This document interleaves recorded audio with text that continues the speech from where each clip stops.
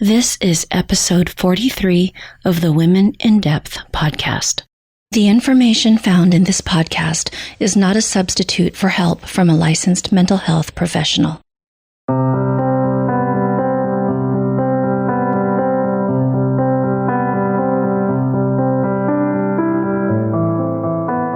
Hi, and welcome back to the podcast. I'm your host, Lourdes Fiato. Today's guest is Mia Quaglia, who will be talking about how professional women can survive and thrive after divorce. Mia will talk about different aspects of the process, like survival mode and grieving, the roles of strength and vulnerability, and suggestions for women as they navigate this complex and difficult process.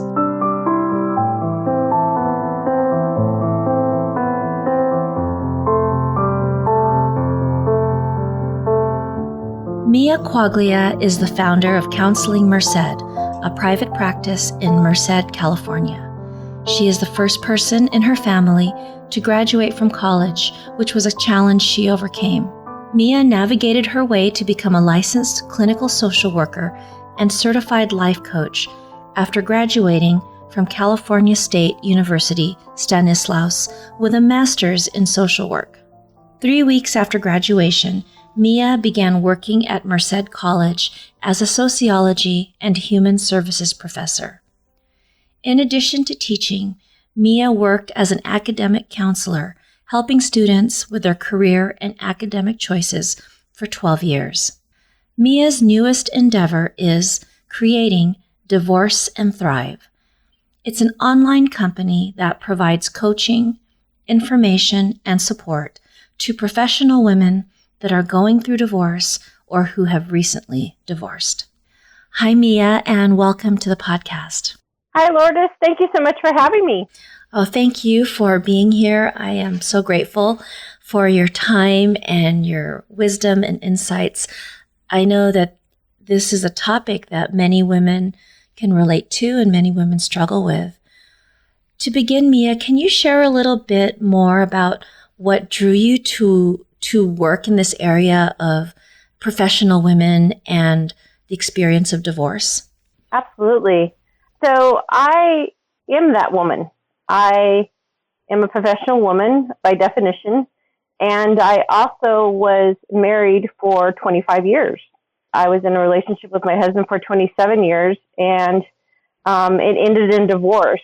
And so because I have the life experience that I have as well as my career, I felt like I really had the need and want to help other women that are going or have recently gone through a divorce. It can be absolutely life-changing and devastating. And again, I just have that need to want to help them. Mia, what were some of I know the whole experience is difficult, but when you look back on this process that you went through with this divorce, what specific hurdles really stand out, and how did you overcome or move through them? I think that a woman, it takes her own, it's her own path. Each woman, it looks different. But for myself, I leaned on my family members. I didn't have familiarity, obviously, with divorce myself. But I realized that very recently that I actually was in what I called survival mode, the need to just kind of do day-to-day things and to be patient with myself. Again, I didn't really realize that that's what I was doing, but I realized that I needed to be able to stand on my own 2 feet. And because I was in a position to be able, with my education, it definitely provided me with the ability to move on with whatever life was going to bring me. And I was just lucky enough to, and worked hard enough and surrounded myself with the right people to provide me with the ability to start my private practice. I actually became licensed and started my private practice within the last year and a half. So actually almost, a year and a half, almost 2 years now. So while I was going through this divorce, because I divorced December 31st, 2014, or actually 2015, I should say. I apologize.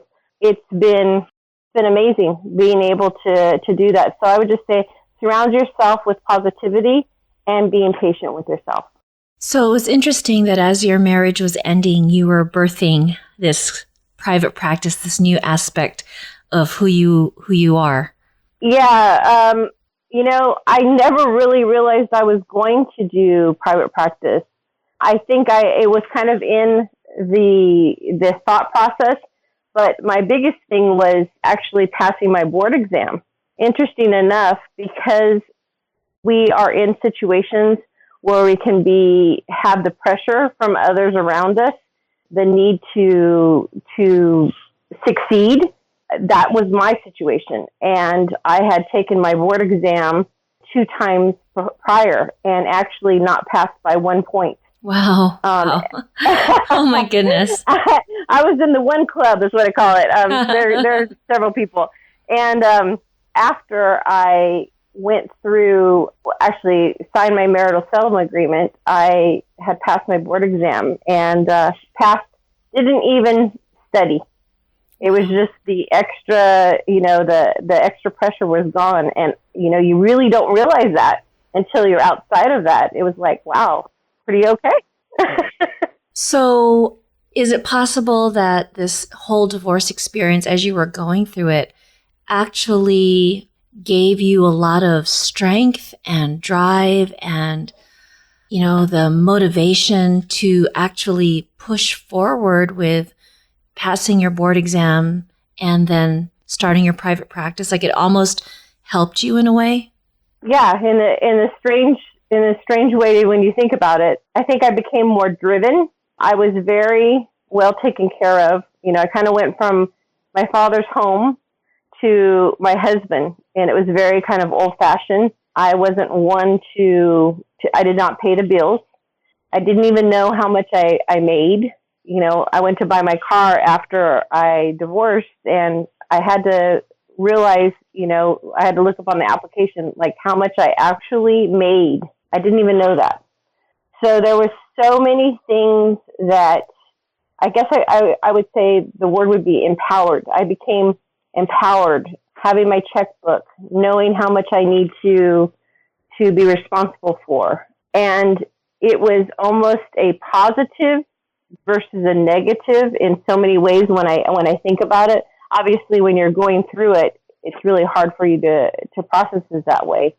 But it's been so empowering, and I did become so driven and in such a different way. I've always been a driven person. When I put my mind to something, I was able to accomplish it. But being able to do it on my own, of course, with family support and friend support, but ideally knowing that I could do it on my own, that I didn't need my partner to push me there.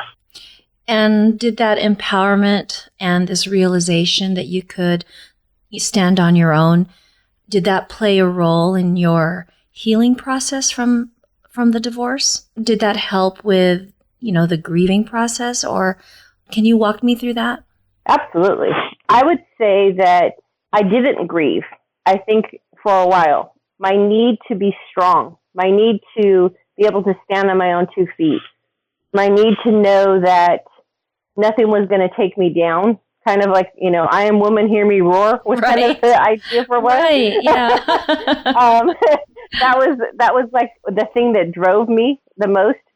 And it was realizing that I hadn't grieved. That was almost the idea that was holding me back. Attending a conference in San Francisco with Joe Muirhead, she put me in the hot seat, and she realized that there was something that was keeping me from being able to move forward.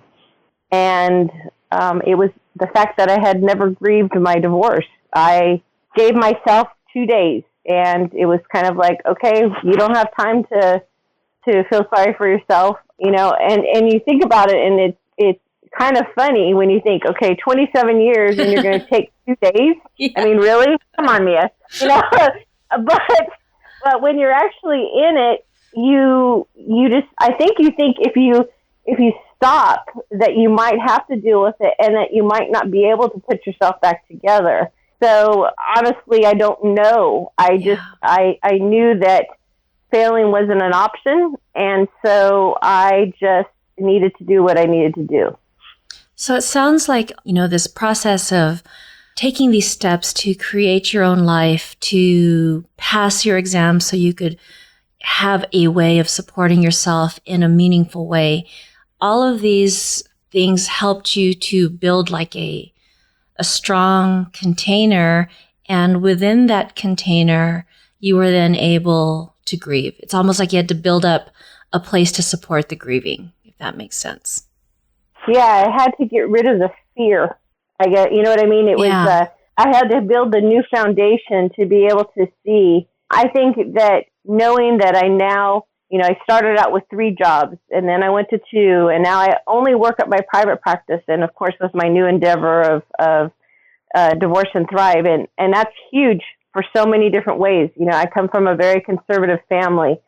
We don't take chances. The fact that I'm an entrepreneur is just huge. The fact that I graduated from college, the first person, just overcoming a lot of different things. I needed to have this firm belief of where I was and knew that once I started grieving, that I would be able to put myself back together. And it was such a safe place in this place, where the conference that I went to, and everybody was so gracious to me. And I cried for 4 hours, and I didn't make it to dinner that went along with the conference, but I had a banana split and some sourdough toast for dinner, and I kind of was like my grieving meal, and I have to say that it's been so different ever since. It really has. It's almost like it was a release of that emotional pain that you were carrying. Like this conference experience helped to kind of catalyze that and help you to experience it and let it go. Yeah, it was. It really was absolutely that. So Mia, you spoke about some of the experiences that were, personal to you in your divorce process. What are some of the experiences, and some of these may be the same, that you feel that maybe other women experience? Because as you said, everyone's divorce process is unique.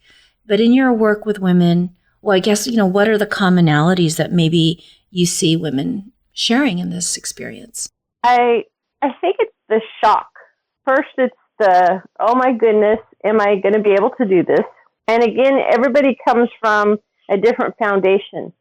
I come from a long line of very strong women. And whether that be stubborn or strong-willed, whatever these qualities are, yes, that's so. If you come from a background where it tends to be different than that, you're not going to have the same coping skills, right? So the ability to be able to cope with your situation, everybody's coping skills and what they have endured in their life is different. So that's part of it, is figuring out what kind of coping skills are already there. What can we work with? As well as what situation, so these are professional women. They are ones that, society looks at as not being ones that are unsuccessful in life. Yet it is such a blow to realize that you no longer have your partner. Society looks at you differently. Now you're a divorced woman, and it's kind of interesting. Women are looked at as, after they're divorced, is almost like marked. I said, oh, wow, do I have a D on my forehead now, with being divorced?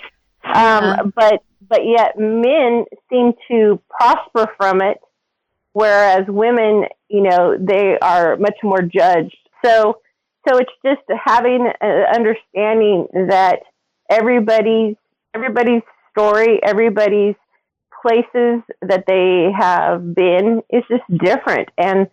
But validation validating that they are allowed to feel whatever they feel, that they don't need to be embarrassed if they didn't know, in my situation, I would consider myself of average intelligence. I never did my checkbook. I didn't need to. I had the trust, and I had a husband that was his thing, and that's what he wanted to do. So don't be embarrassed if there are things that you haven't worked with or done. So just, knowing that when you come to Divorce and Thrive, you will be supported in whatever that looks like. I definitely have modules that cover, finances and dating and finding yourself again, finding your self-esteem, because it is a blow. I don't care what your self-esteem looks like. It is a blow. You will start questioning, did I do, was it the way I dressed?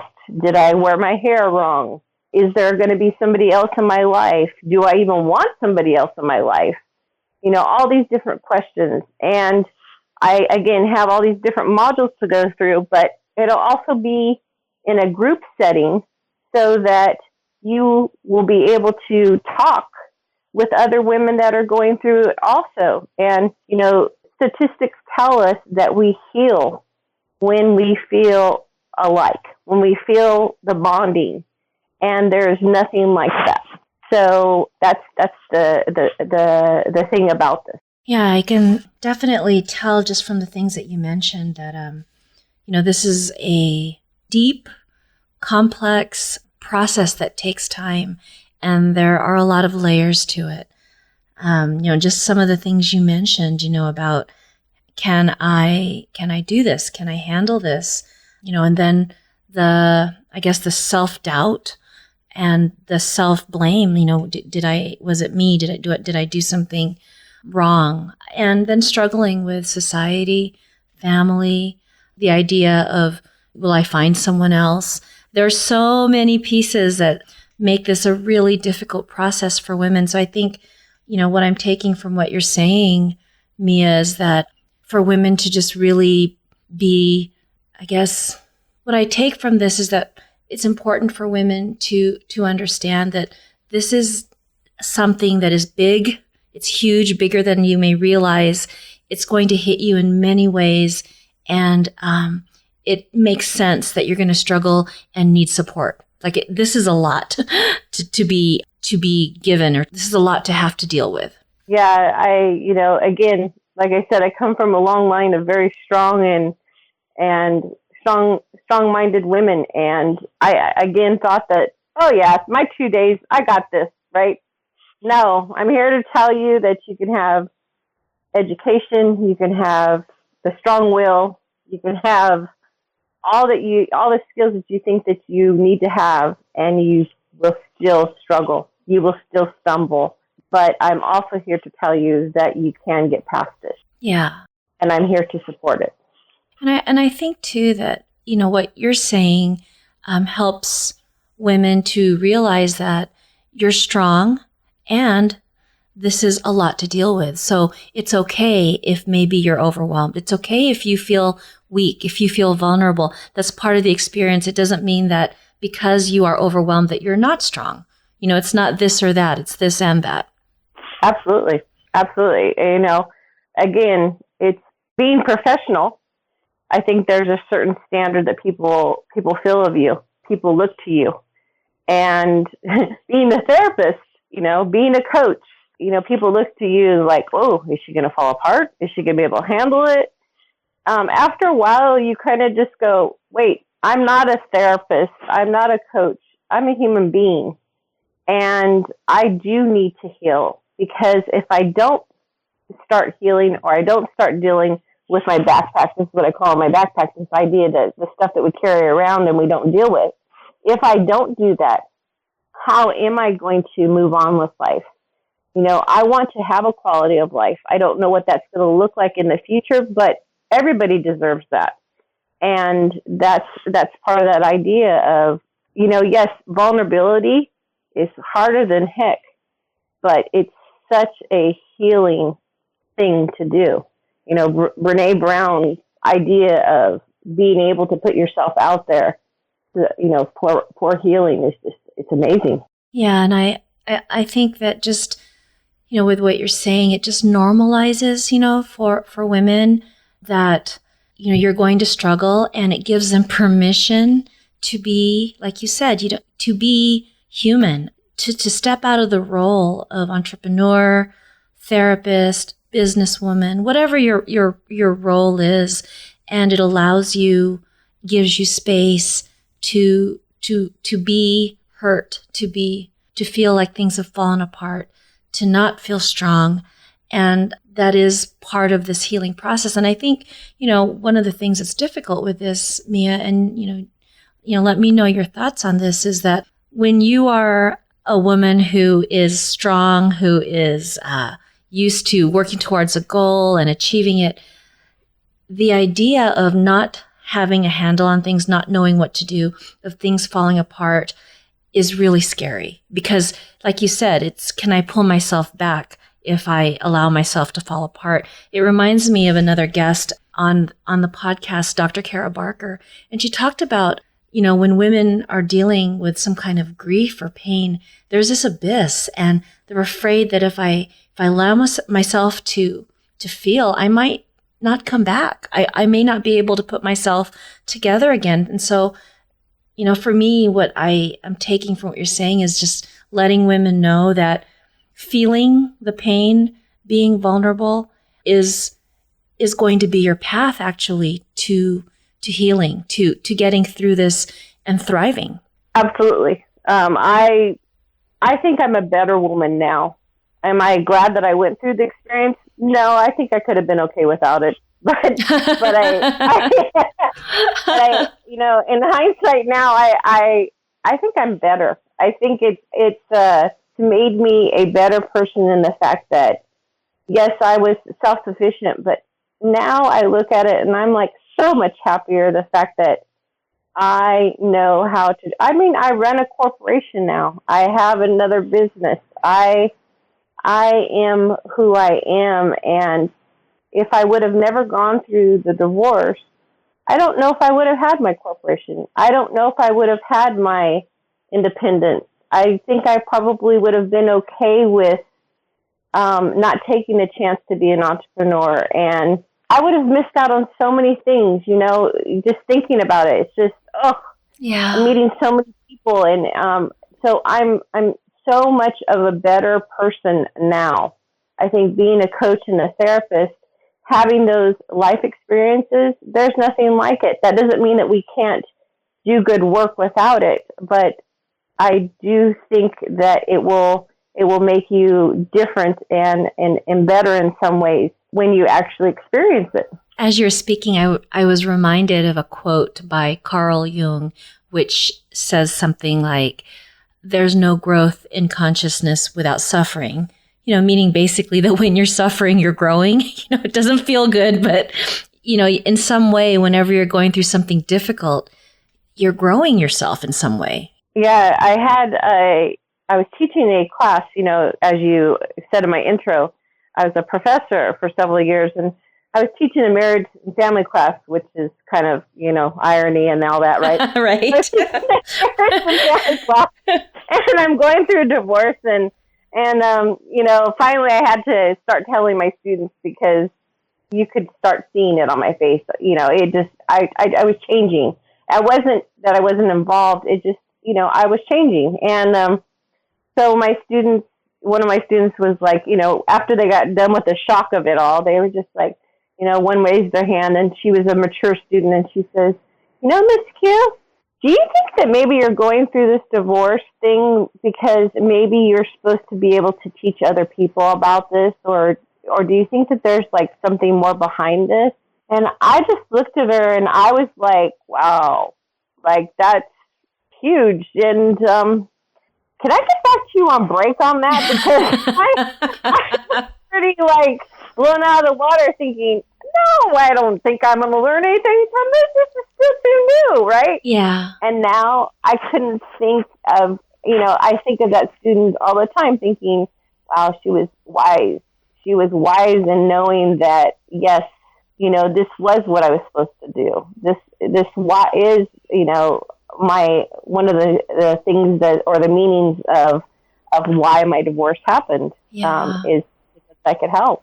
And that's just like that wounded healer archetype, that people who have gone through some type of wounding are better able to help, once they have done their own healing, are really in a beautiful position to support others who are going through the same pain. I mean, you see that in support groups, like the 12-step programs where there are sponsors, or you see, Mothers Against Drunk Driving, where they're, giving back and helping others in that way, or people who, maybe they struggled with being involved in gangs or getting in trouble as a teen, and then they turn around and they help other teens. And I think for most part in the helping professions, many of us who are called to this work in some ways are giving back from things that we've learned in that process. And so I just think it's beautiful that you saw that with this conversation with the student. And yeah, I think that's really a beautiful story that you shared. Well, thank you. And as much as I'd like to say that I have this all down, I think my story would change if you were to interview me in months from now. And I'm really okay with this. Yeah. I'm really okay that my story changes and evolves, because I would want that anyway. But I think that it just looks different because there's so much more ahead. And I am excited about that. And I want to help other women be excited about that as well. And we are growing and changing. We are evolving. I know that if I look back at myself at my 20s, my 30s, my 40s, I'm the same, but I'm different. There's definitely parts of me that have shifted and parts of me that I left behind. And it's exciting. And like you said, you wouldn't want to change any of it, and it's okay with you, Yeah, I love being married. I think my husband was a great man. I believe in marriage. I do. And it was great years. But, when I met him at 21 years old, and now, I'm 49. Yeah, I'll be 50 this year. Woohoo! I'm a different woman, and that's okay. That's okay. That's okay. Yeah. Mm-hmm. That's beautiful, Mia. And I'm just really glad that you're able to look back on your marriage in that way. I think that speaks to the work that you have done and continue to do around this experience. Well, I think it makes it easy in the fact that it was a good marriage. It was not an abusive marriage. He was my best friend, and that's another part of the process. Do you lose your best friend? That's a loss, and but it is part of the work. It is, and again, like I said, 3 months from now, if you were to interview me, I'm sure that I'll have grown, and I hope I continue to. So, Mia, what would you say are some of the roadblocks or red flags to look out for women who are navigating this experience? What are some things to kind of just, be a little cautious about, and of things that might get in the way or hinder their healing process? I would say not having good boundaries could be a huge roadblock, meaning that if we don't require people to not ask questions of us, or we're allowed to say, I would rather not discuss that, or, I don't feel comfortable, telling you about certain things, and being okay with it. We feel very vulnerable, I think, when we're going through a divorce, or we feel like we need to explain ourselves. And I don't feel like we need to do that necessarily. I feel like that we need to be able to do things in our own time.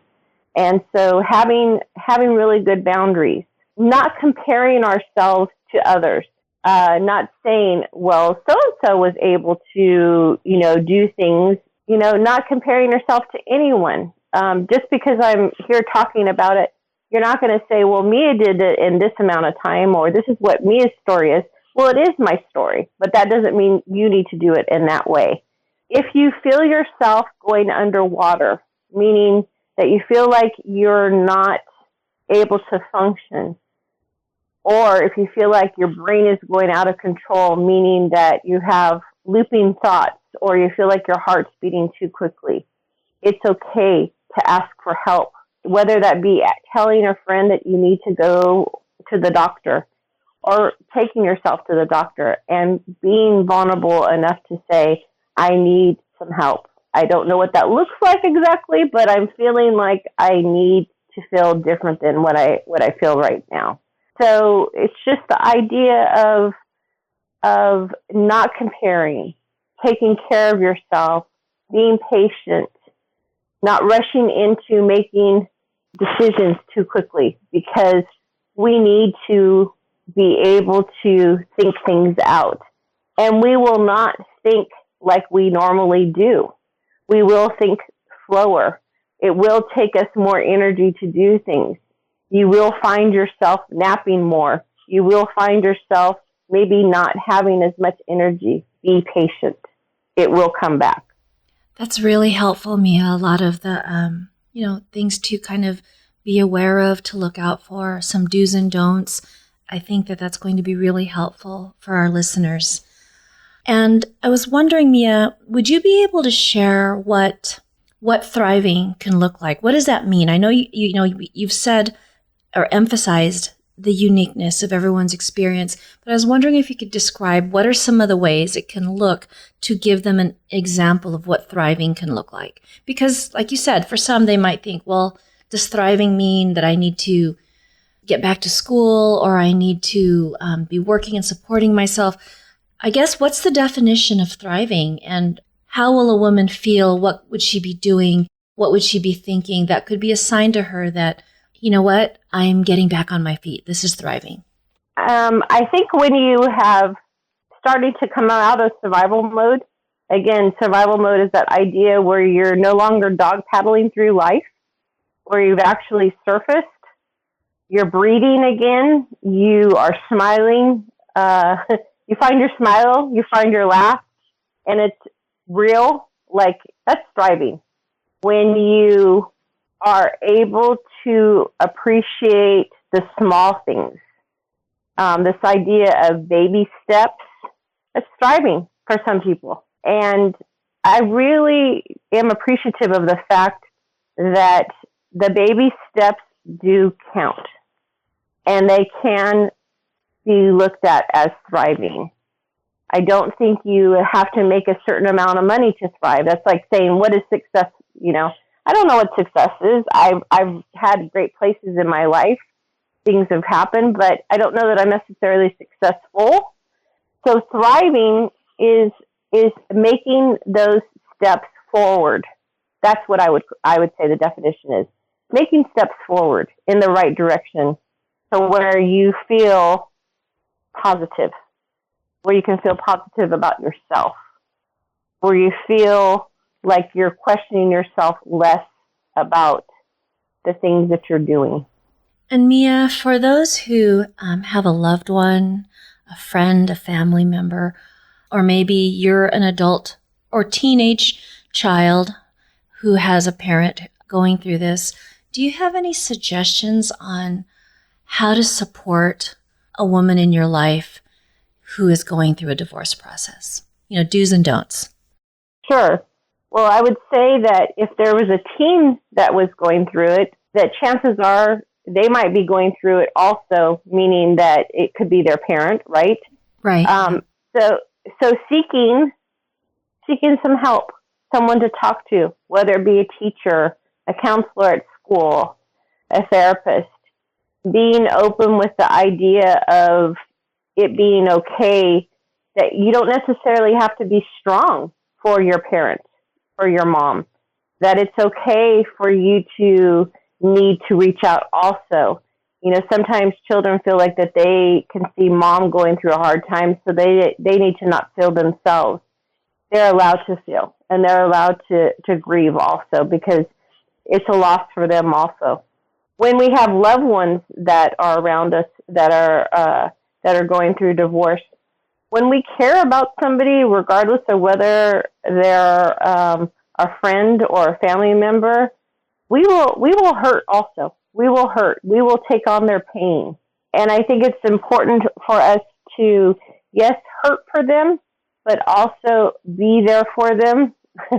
And what I mean by that is when I told people that I was getting divorced, I found myself, trying to do counseling for them because they were crying in my arms, and this could be from people that I knew in our community versus family members.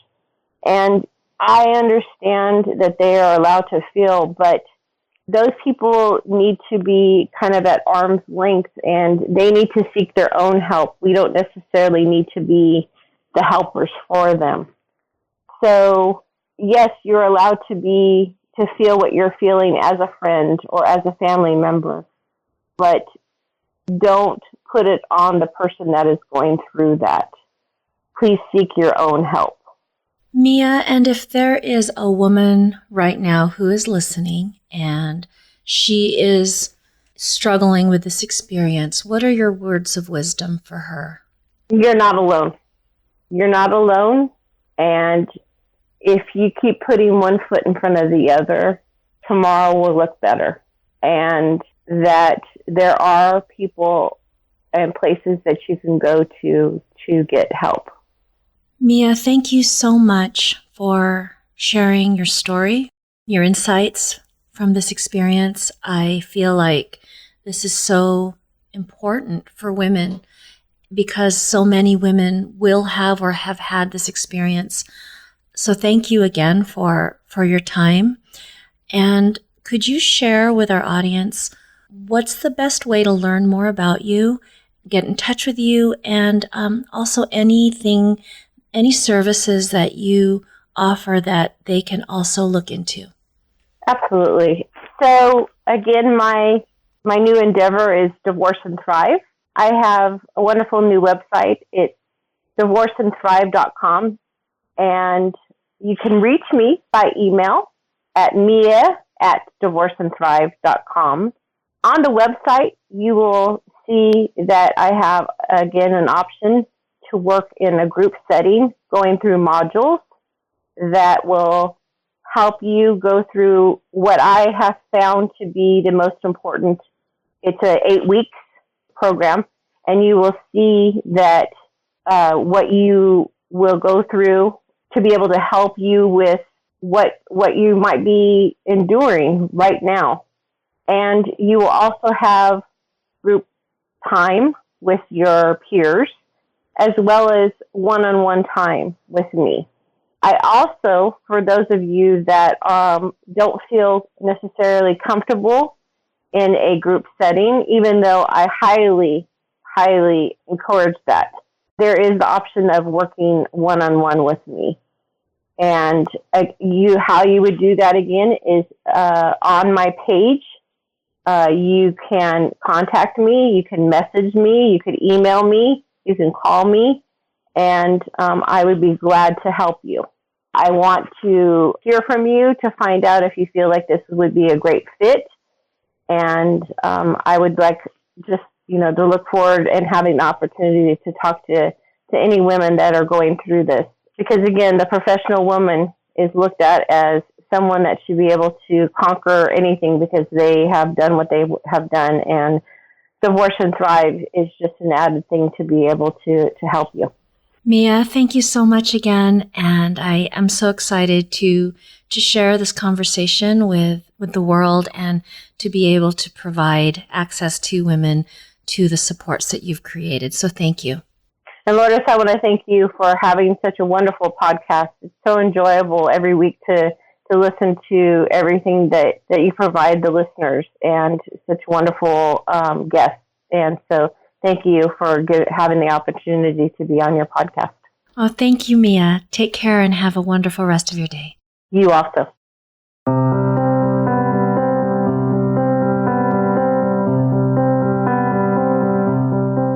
I hope you enjoyed today's conversation with Mia. I feel like this information and the insights she shared are really helpful for all women who are going through divorce or who have gone through divorce, regardless of whether or not you identify yourself as a professional woman. I feel like there were nuggets of wisdom in there that were helpful to all women who are navigating this very difficult process. What stood out for me is how Mia shared the importance of the grieving process and the uniqueness of each woman's experience. Despite the commonality of divorce, each woman will still experience it in her own unique way.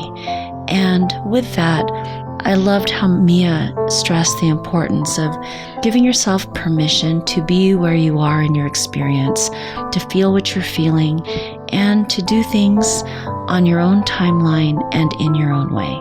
I'm very excited to share that Mia is offering 2 listeners a free coaching session with her.